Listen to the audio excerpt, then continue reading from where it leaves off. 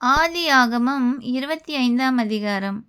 Abraham கேத்துராள் என்னும் பேர் கொண்ட ஒரு ஸ்திரீயையும் விவாகம் பண்ணியிருந்தான்.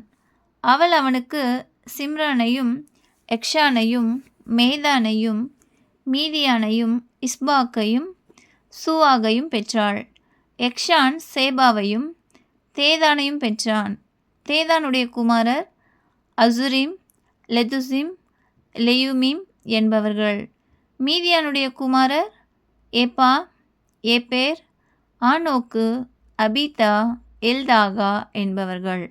இவர்கள் எல்லாரும் கேத்துராளின் பிள்ளைகள். ஆபிரகாம் தனக்கு உண்டான யாவையும் ஈசாக்குக்கு கொடுத்தான். ஆபிரகாமுக்கு இருந்த மறுமனையாட்டிகளின் பிள்ளைகளுக்கோ ஆபிரகாம் நன்கொடைகளை கொடுத்து தான் உயிரோடு இருக்கும்போதே அவர்களை தன் குமாரனாகிய ஈசாக்கை விட்டு கிழக்கே போக கீழ் தேசத்துக்கு அனுப்பிவிட்டான். ஆபிரகாம் உயிரோடிருந்த ஆயுசு நாட்கள் 175 வருஷம். பிற்பாடு ஆபிரகாம் நல்ல நரை வயதிலும் முதிர்ந்த பூரண ஆயுசிலும் பிராணன் போய் மரித்து தன் ஜனத்தாரோடே சேர்க்கப்பட்டான். அவன் குமாரராகிய ஈசாக்கும் இஸ்மவேலும் மம்ரேக்கு எதிரே ஏத்தியனான சோகாரின் குமாரனாகிய எப்போரோனின் நிலத்தில் உள்ள மக்பேலா என்னப்பட்ட குகையிலே அவனை அடக்கம் பண்ணினார்கள். அந்த நிலத்தை ஏத்தின் புத்திரர் கையிலே ஆபிரகாம் வாங்கியிருந்தான். அங்கே ஆபிரகாமும் அவன் மனைவியாகிய சாராலும் அடக்கம் பண்ணப்பட்டார்கள். ஆபிரகாம் மரித்த பின் தேவன் அவன் குமாரனாகிய ஈசாக்கை ஆசீர்வதித்தார். லகாய்ரோயி என்னும் துறவுக்கு சமீபமாய் ஈசாக்கு குடியிருந்தான்.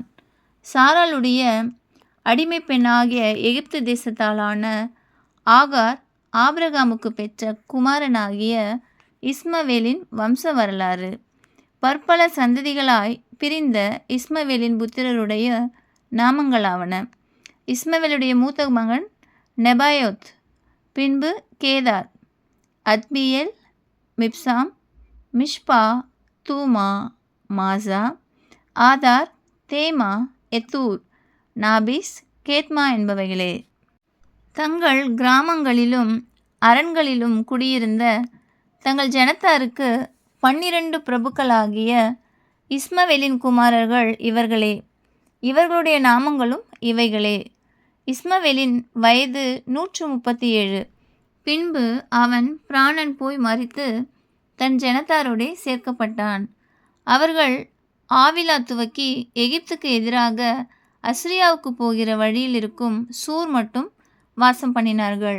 இது அவன் சகோதரர் எல்லாருக்கும் முன்பாக அவன் குடியேறின பூமி. ஆபிரகாமின் குமாரனாகிய ஈசாக்குடைய வம்ச வரலாறு. ஆபிரகாம் ஈசாக்கை பெற்றான். ஈசாக்கு ரெபெக்காளை விவாகம் பண்ணுகிற போது 40 வயதாயிருந்தான். இவள் பதான் அராம் என்னும் சீரிய தேசத்தானாகிய பெத்துவேலுக்கு குமாரத்தியும் சீரியா தேசத்தானாகிய லாபானுக்கு சகோதரியுமானவள். மலடியாயிருந்த தன் மனைவிக்காக ஈசாக்கு கர்த்தரை நோக்கி வேண்டுதல் செய்தான். கர்த்தர் அவன் வேண்டுதலை கேட்டறினார். அவன் மனைவி ரெபெக்காள் கர்ப்பம் தரித்தாள்.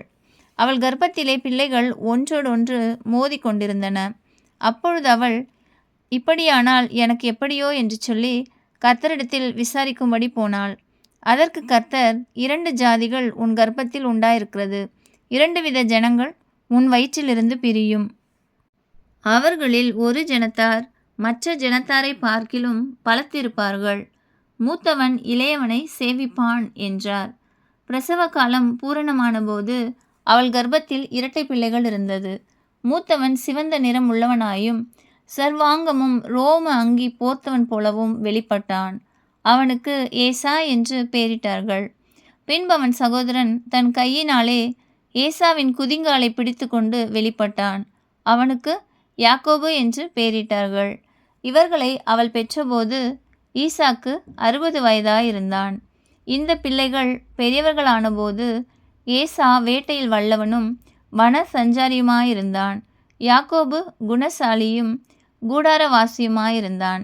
ஏசா வேட்டையாடி கொண்டு வருகிறது ஈசாக்கினுடைய வாய்க்கு ருசிகரமாயிருந்ததினாலே ஏசாவின் மேல் பட்சமாயிருந்தான்.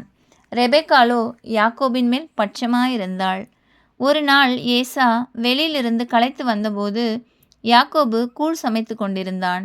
அப்பொழுது ஏசா யாக்கோபை நோக்கி, அந்த சிவப்பான கூழிலே நான் சாப்பிட கொஞ்சம் தா, இளைத்திருக்கிறேன் என்றான். இதனாலே அவனுக்கு ஏதோம் என்று பேர் உண்டாயிற்று. அப்பொழுது யாக்கோபு, உன் சேஷ்ட புத்திரபாகத்தை இன்று எனக்கு விற்றுப்போடு என்றான். அதற்கு ஏசா, இதோ நான் சாகப்போகிறேனே, இந்த சேஷ்ட புத்திரபாகம் எனக்கு என்னத்திற்கு என்றான். அப்பொழுது யாக்கோபு, இன்று எனக்கு ஆணையிட்டு கொடு என்றான். அவன் யாக்கோபுக்கு ஆணையிட்டு தன் சேஷ்ட புத்திரபாகத்தை அவனுக்கு விற்று போட்டான். அப்பொழுது யாக்கோபு ஏசாவுக்கு அப்பத்தையும் பயிற்றக்கூழையும் கொடுத்தான். அவன் புசித்து குடித்து எழுந்திருந்து போய்விட்டான். இப்படி ஏசா தன் சேஷ்டபுத்திர பாகத்தை அலட்சியம் பண்ணினான். ஆமென்.